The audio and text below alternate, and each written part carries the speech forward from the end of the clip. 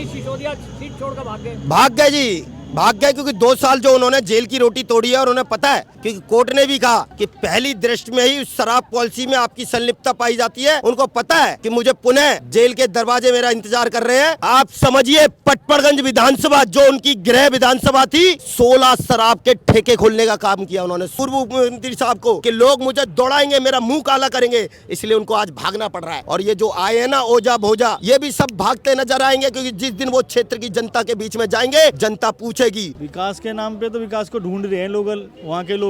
विकास कुछ है नहीं, दिल्ली को बर्बाद करने में विकास किया उन्होंने। क्या नाम सर आपका? आशीष गुप्ता।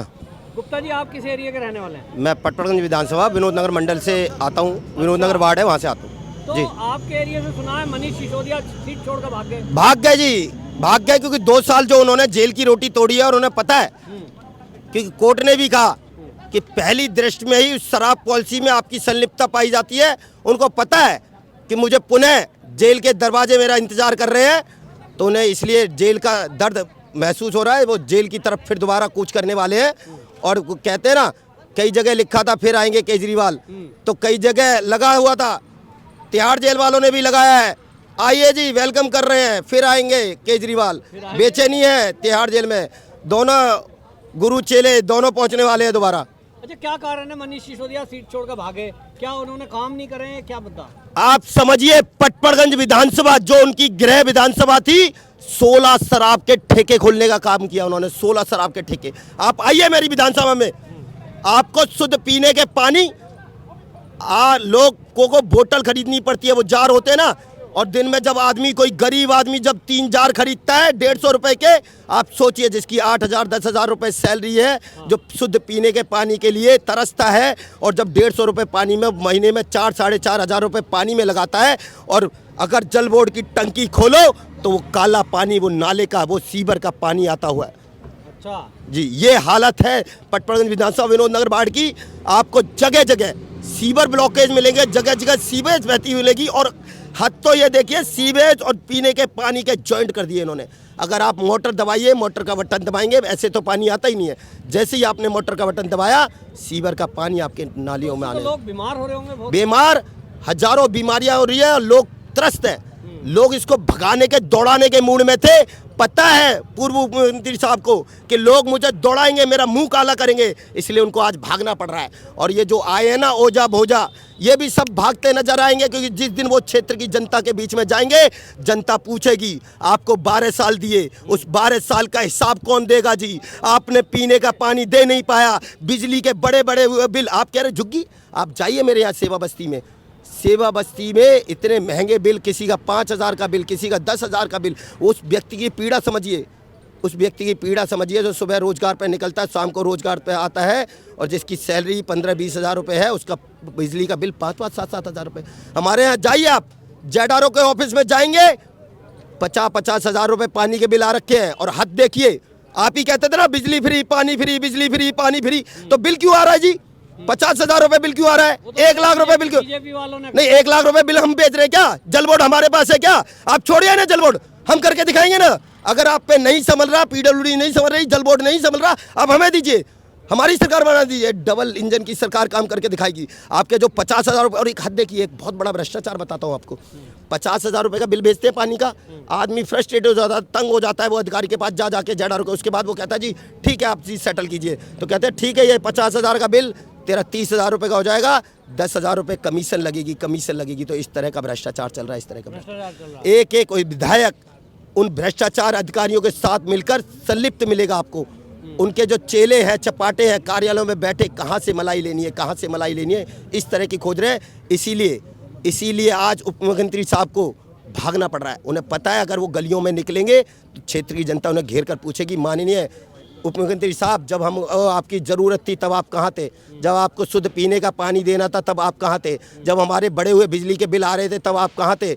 आपने जो लगातार वार्ड में शराब के ठेके खोले, जब उसमें लगातार क्षेत्र की जनता खड़ी, आप ही कहते थे ना हम मोहल्ला सभा बनाएंगे, मोहल्ला सभा बनाएंगे, 70% महिलाएं कहेंगी सब शराब के ठेके खोलेंगे। तो किससे पूछा था, किस बहनों से पूछा था शराब के ठेके खोलने के लिए? आप ही कहते थे ना जन लोकपाल लाएंगे, जन लोकपाल। कहाँ गया वो जन लोकपाल? क्यों बिजली कंपनी का ऑडिट नहीं करते? क्यों बिजली कंपनियों का ऑडिट नहीं कराते? क्योंकि आपके विधायक और आप लोग उसमें संलिप्त हो, आपको मोटा कमीशन मिलता है बिजली कंपनियों से। तो ये जो है कहते हैं 6000 किलोमीटर हमने झुग्गियों में सड़क बनाई है। आइए ना, आप तो पत्रकार हैं, अच्छा है पत्रकार लोगों ने इसकी पोल खोलने का अभियान जारी रखा है। आप आइए मेरे यहाँ सेवा बस्ती में घूमिए। पहले नंबर तो सेवा बस्ती में 2 फुट 3 फुट की गलियां होती हैं, रोड बनाए हैं। रोड और गलियों में अंतर होता है जी। मुझे नहीं पता, अगर हिंदी में थोड़ा जानता हूँ तो गलियों और रोड को अलग होता है। रोड ये है, गलियों में आरएमसी डालनी होती है। लेकिन आप आइए सेवा बस्तियों में 2-2 3-3 फुट की आरएमसी है, जो पहले कभी 12-15 20-20 साल पहले बनी थी। आज भी स्थिति वो है, और स्थिति और दयनीय हो गई क्योंकि वो नालों से, जो मेन रोड के नाले हैं उनसे वो झुग्गियां नीचे हो चुकी हैं, कॉलोनी नीचे हो चुकी है। और जब बरसात होती है तो नाले ओवरफ्लो होते हैं और ओवरफ्लो होकर पूरी कॉलोनियां जलमग्न हो जाती हैं। भाजपा ने एक और घोटाले का खुलासा किया है, फर्जी वोट। आप देखिए ना, मेरे यहाँ आप आइए, एक एक घर में आपको 30-40, कल ही मैंने भी एक वीडियो डाली। एक अमुक एड्रेस था E122, मैं उस घर पर गया, वो घर वाला परेशान कि भाई साहब मेरे घर पे ये 5 वोट कैसे बन गए। मैंने ARO से बात की, BLO से बात की, मैंने कही ये 5 वोट कैसे बने। कह रहे जानकारी नहीं। किस प्रकार वोट बन रहे हैं जी, किसकी संलिप्तता है इन वोट बनाने में, कैसे एक एक घर के 25 घर के मकान से 25-25 30-30 वोट बन रहे हैं। संभव है 40-40 वोट बनना, किस प्रकार बन रहे हैं। और आपने निगम चुनाव में 4-4 हजार 5-5 हजार वोट उड़ा दिए जिनके घर हैं। आप मेरी विडंबना देखिए, ये वोट वाली एक रणनीति में आपने अच्छा रहा, मैं आपका धन्यवाद करना चाहूँगा। आपने ये बात, जिनके घर हैं 50-50 सालों से जो यहाँ निवास करते हैं, जिनके अपने घर हैं, उनके वोट कटे हुए हैं और उनके वोट जुड़ नहीं रहे। परंतु कुछ ऐसे पता नहीं कहाँ से कुछ लोग, जो घर वाले खुद हैरान है कि हमारे घर पर इन लोगों के वोट कैसे बन गए जी। फर्जी मतलब। हाँ, मैं आपको दिखाता हूँ ना, ये देखिए, अगर आपको देखना है, अभी आपको एक मिनट, बस आपको 2 मिनट लगेंगे।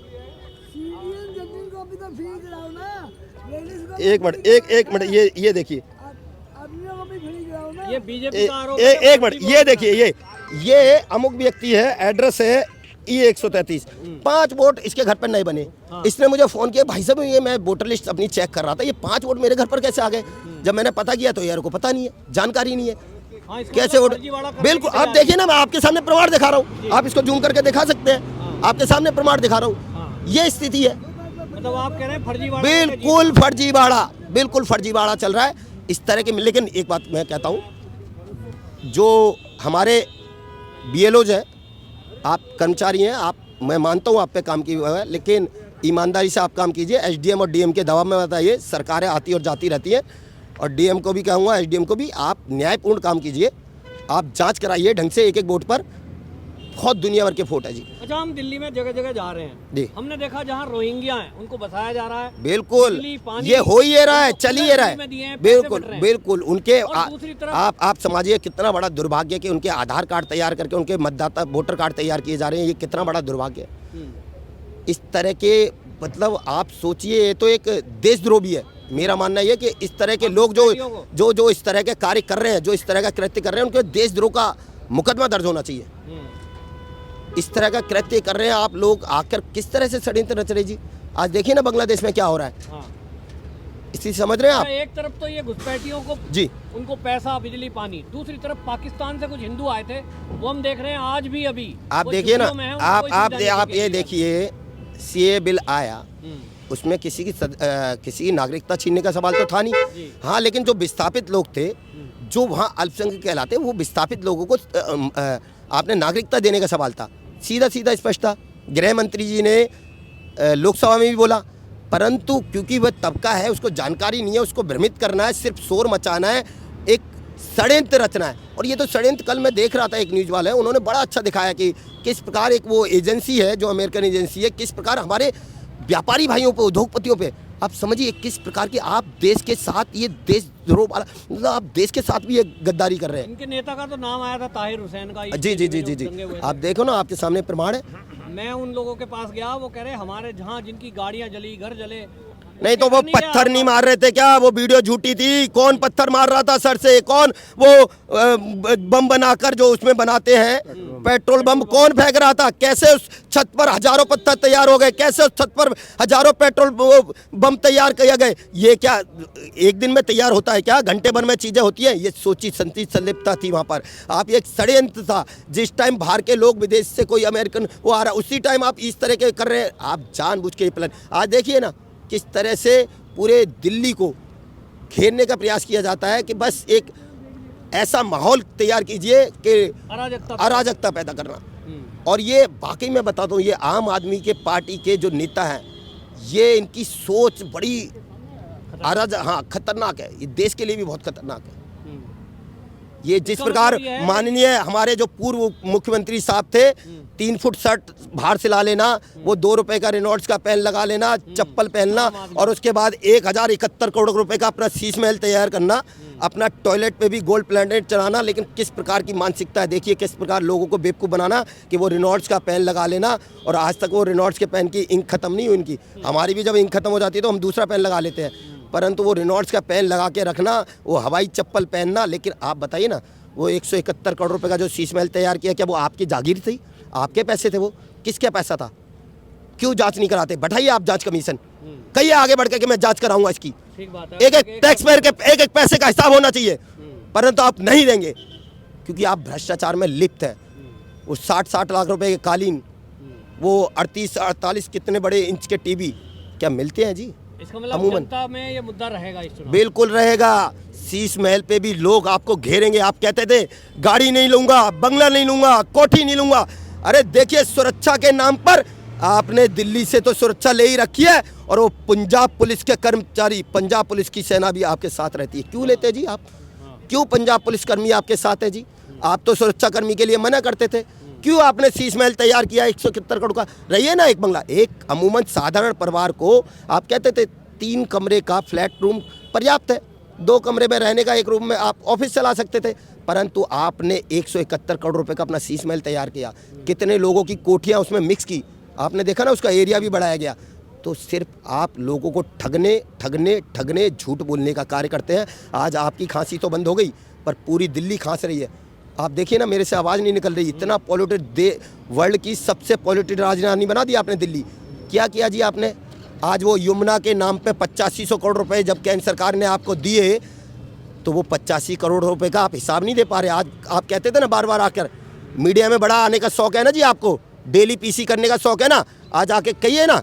जो आप कहते थे कि हम याचमन करा देंगे माँ यमुना में, आपने माँ यमुना के साथ भी धोखा किया। ये भला हो भारतीय जनता पार्टी के शीर्ष नेतृत्व प्रदेश अध्यक्ष जी का, जिन्होंने उसकी पोल खोलने का अभियान करा और उस माँ यमुना में जाकर डुबकी लगाकर दिखाया, और उनके किस प्रकार वो बीमार भी पड़ गए। तो ये माँ यमुना को आपने नाले में परिवर्तन कर दिया। आप 12 साल, अगर 12 साल में भी आप एक यमुना माँ को सफाई नहीं कर सके, तो मैं हैरान हूँ कि किस प्रकार का आप विकास दे सकते हैं। आप जाके देखिए आज मोदी जी को, ये देखिए आप अंडरपास प्रगति मैदान से कितना जाम रहता था, जाके देखिए मेरठ एक्सप्रेस वे, जाके देखिए सहारनपुर एक्सप्रेस वे, जाकर देखिए रैपिड रेल, जाके देखिए मेट्रो का विस्तार।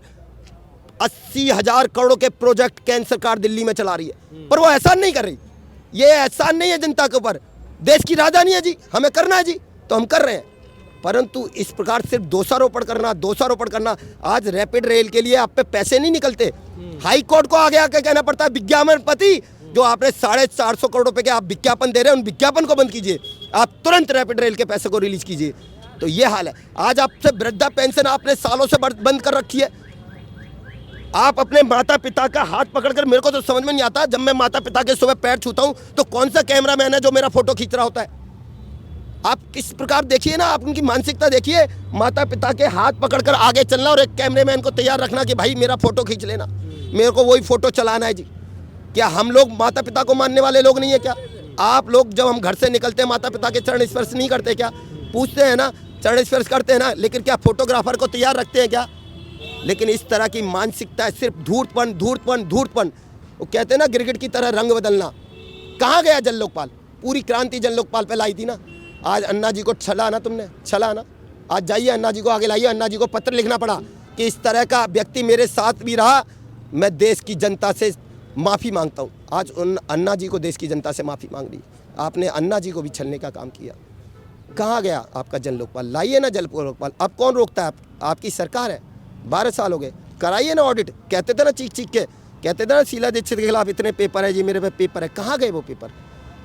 मत गुमराह कीजिए केजरीवाल जी, मत गुमराह कीजिए। जनता आपको खदेड़ने का काम करेगी, खदेड़ने का काम। सर क्या नाम है आपका? हरेंद्र डोलिया, किस एरिया से हैं आप? पड़पड़गंज विधानसभा। अच्छा, पटपड़गंज में तो दिल्ली के उप मुख्यमंत्री का एरिया है जी, क्या बिल्कुल। कहेंगे उस बारे में? कितना विकास किया है? विकास के नाम पे तो विकास को ढूंढ रहे हैं लोग, वहाँ के लोग। विकास कुछ है नहीं, बस दारू के मामले में विकास किया है उन्होंने, बच्चों के कैरियर बर्बाद करने में विकास किया है, हाँ। शिक्षा को जीरो करने में विकास किया है, और दिल्ली को बर्बाद करने में विकास किया है उन्होंने, और किसी चीज़ में विकास नहीं है। बगल में ही NH है जो मेरठ के लिए जा रहा है, केवल 12 महीने बन गया। वो जो बगल वाली उनकी खुद की कॉन्स्टिट्यूंसी में एक नरवाना रोड है, वो पिछले 10 साल से रोज़ खुदता है, रोज़ बनता है, रोज़ खुदता है, काम ही नहीं है कुछ क्षेत्र में। तो आपके एरिया के विधायक उप मुख्यमंत्री, उनको केजरीवाल कहते हैं वर्ल्ड क्लास शिक्षा मंत्री रहा है वो। कोई की शिक्षा मंत्री नहीं है जी, केवल किताबों का ऐड है, पेपरों का ऐड है। वहाँ पर आप देखो, स्कूल में 9वीं का रिजल्ट पता कर लो, 10वीं का रिजल्ट पता कर लो। शिक्षा का जो मॉडल चल रहा है, सारी की सारी NGO चला रही हैं। कोई प्रिंसिपल, 800 से भी ज़्यादा स्कूल हैं दिल्ली में MCD के, जहाँ पर प्रिंसिपल ही नहीं है। जो दिल्ली सरकार के अंदर आ रहे हैं स्कूल सारे के सारे, प्रिंसिपल ही नहीं है वहाँ पर, तो क्या पढ़ाई होगी सोच के देखो। 800 से भी ज़्यादा स्कूल। साइंस भी नहीं है कई स्कूलों कई स्कूलों में साइंस नहीं है, सब्जेक्ट वाइज टीचर नहीं है। मैं तो प्रिंसिपल की बात कर रहा हूँ। जब मुखिया ही नहीं है, जिस आप खुद सोच के देखो, जिस घर का मुखिया ही नहीं होगा उस घर का क्या हाल होगा। ये तो किताबी बातें हैं खाली। इन्होंने चुनाव जो लड़ा, 4 मुद्दों पे चुनाव लड़ा कि पानी माफ, बिजली हाफ, उत्तम शिक्षा और अच्छा स्वास्थ्य। आज चारों के चारों बेहाल हैं, बेकार, बिल्कुल बेकार। पानी का आप देख लो, दिल्ली में पानी तराही तराही, बरसात में जाए तो LG के ऊपर लगा देते हैं आपके कि क्षेत्र में भी पानी गंदा है। बहुत गंदा पानी है। विनोद नगर पूरा वैसा ही है, मंडावली वैसा ही है, पड़पड़गंज गांव वैसा ही है, बिल्कुल एकदम बेकार। जहाँ मैं रहता हूँ विनोद नगर वार्ड में, वहाँ तो क्या बताऊँ आपको, E block, B block, C block, सभी गंदा ही गंदा पानी आया जा रहा है उसमें। केजरीवाल ने घोषणा पत्र के समय घोषणा की 6000 किलोमीटर हमने झुग्गियों में सड़क बनाई। आपने देखी है कोई झुग्गी? कोई झुग्गी में सड़क नहीं है जी, केवल किताबी बातें हैं, किताबी जुमलेबाजी है, झूठों का सरदार है। हर बात में झूठ, हर बात में झूठ, हर बात में झूठ। अच्छा, इसका मतलब जो है जनता अब जान चुकी है। दिल्ली तरस्त है, पूरी तरस्त है। आज जो दिल्ली का मॉडल दिखता है वो एकदम जीरो है, ध्वस्त हो रखा है। दिल्ली परिवर्तन मांग रही है, दिल्ली नया विकास मांग रही है, दिल्ली डबल इंजन की सरकार मांग रही है। आने वाले समय में बहुत बड़ी तादाद में भाजपा की सरकार बनने वाली है। प्रचंड बहुमत से हम लोग जीतने वाले हैं दिल्ली को।